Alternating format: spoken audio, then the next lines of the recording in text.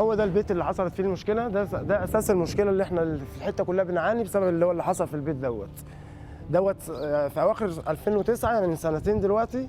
كان هنا في اللي هو ابن الراجل صاحب البيت، اول ما والده توفى جاب ناس اصحابه وولاد عمه وكده، يعني حوالي شله، يعني حوالي 10 او 12.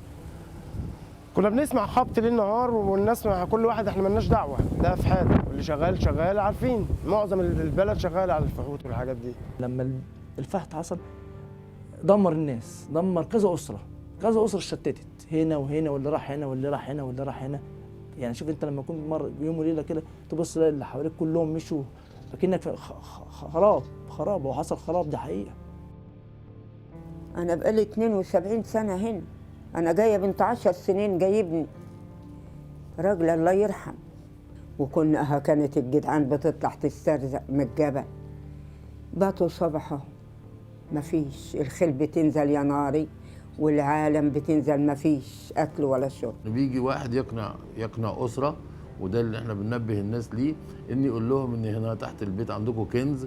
وفكره الكنز دي طبعا ناس كثيره جدا في مصر طبعا بيتوهموا هذا الموضوع، ان تحت البيت في كنز، ودوت بيتم بالسحر. هذه العمليه يقول له ده في سحر ويطلق البخور.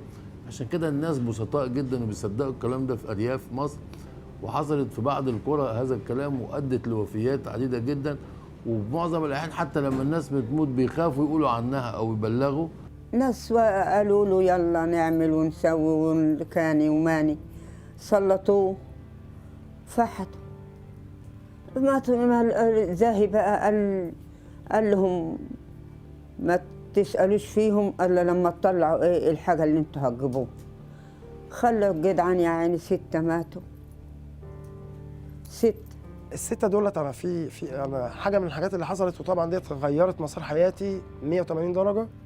ان انا من الناس اللي هم المدنيين اللي كانوا موجودين في الحته، كانت بتساعد اللي هي الشرطه والدفاع المدني وكده. طلعت من الناس اللي هي ديت توفاها الله. وفي منهم يعني ده جسمهم كده لحم كان وقع لانه بعد 4 ايام، فابتدى جسمهم يعني كان بيتحلل وكده. فدي حاجه شفتها بعيني، فاستحاله ان انا حتى انا كنت مش مدرك، يعني مش مدرك انا ده كنز ونازل بشتغل على اساس ان الناس دي بتدور على كنز.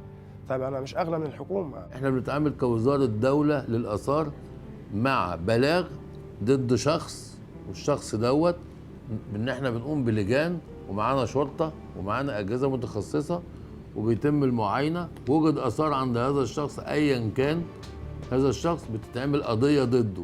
يعني في مثل بيقول لك ايه، السمكه تفسد من راسها. انا الوم اللي هو اساس اللي ماسك الدوله كلها.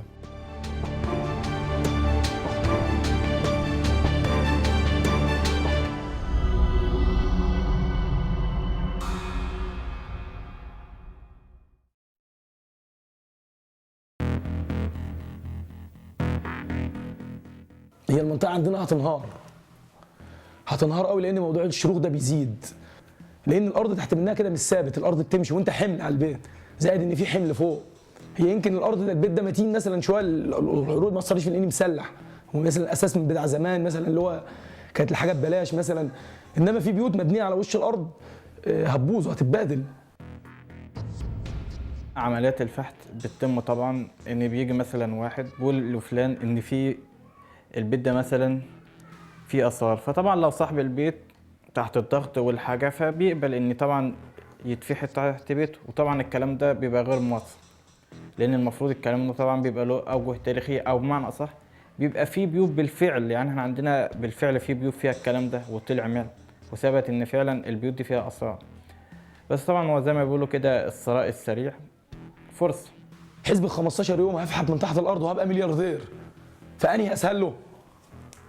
بعدين بقول لك ما لعب، ما انت الوقت صلى على، ما هو مش واحد بس اللي بيتكلم، ده بيبقوا جايين مثلا 10 15 واحد جايين مع يعني، واحنا 3 4 يعني الالقاء في الكلام والحوارات والكلام والبخور وشغل حاجات من دي. وزائد ان واحد مننا اللي قاعد معانا هو قاعد معاهم بيسمع مننا وبيقول له، يجي الشيخ اللي هو المفروض انه الشيخ يقول لك على الحاجات اللي انت عملتها مع شويه بخور مع شويه اكلان دماغ، انت قاعد مقتنع ان الراجل ده كده جاب الايه؟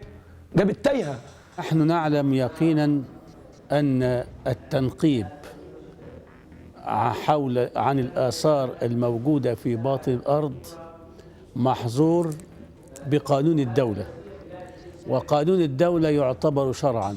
انا عايشه هنا بقالي 17 سنه، البيوت كلها كان يعني من مده ال 17 سنه كانت البيوت كلها زي الفل، وكانت مبنيه كمان كانت بالطين ولا كانش بيتشرى. جينا جددنا وبنينا زي ما انت شايف بالطوب الاحمر اللي هو الموضه اللي ماشيه اليوم، الناس الجاهله فحتوا وخربوا بيوتنا زي ما انت شايف كده الشوي اللي في قلب البيت. لما واحد يحفر عندنا في اماكن فيها اثار، ندخل احنا بقى في الموضوع طبقا لقانون حمايه الاثار، تطبقه على واحد بيحفر بالمخالفه في منطقه اثريه، انما اللي بيحفر بالمخالفه في منطقه غير اثريه لها عقوبه ايضا. واحد هيموت الناس هنا وهيموت الناس هنا، ففي كلتا الحالتين هو عرض حياه المواطنين للخطر. لكن الحفر في موقع اثري لها عقوبه، والحفر في موقع غير اثري له عقوبه تانية، لكن الاثنين غلط. الموضوع دوت انا ربنا سبحانه وتعالى كرهني فيه وكرهني في اللي يعمل حاجه زي كده. لو الحاجه موجوده قدامه مش هكدب عليك برضه هقول لك هخش فيها. الحاجه برضه هتبقى بالنسبه لواحد هتبقى ثراء سريع للبني ادم. الشروخ اللي بيقولوا خلاص بقى حلمي دلوقتي في الدنيا كلها ان انا اشوف بيت اقعد فيه انا وعيالي. انا معايا حته واحد والله ما عارفه اعمل له شقه، ابني اوضب لي دي شقه مشرخه كلها، ابني فوق البيت كله طياره عليا. لو فحت وطلع اكيد وقتها الواحد ممكن يفكر يتجوز.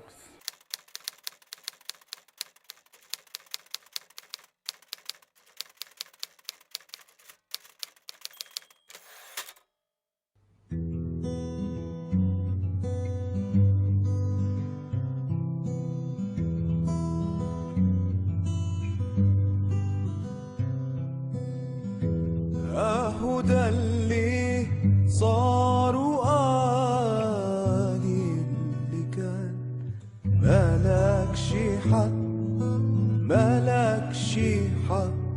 تلوم علي.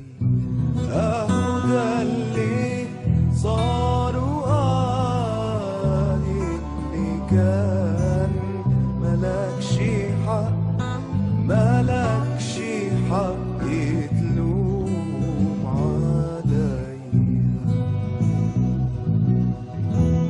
تلوم عليا ازاي يا ستنا، تلوم عليا ازاي يا ستنا، وخر بلاد ماهوش بيدنا، قولي عن اشياء تفتنا.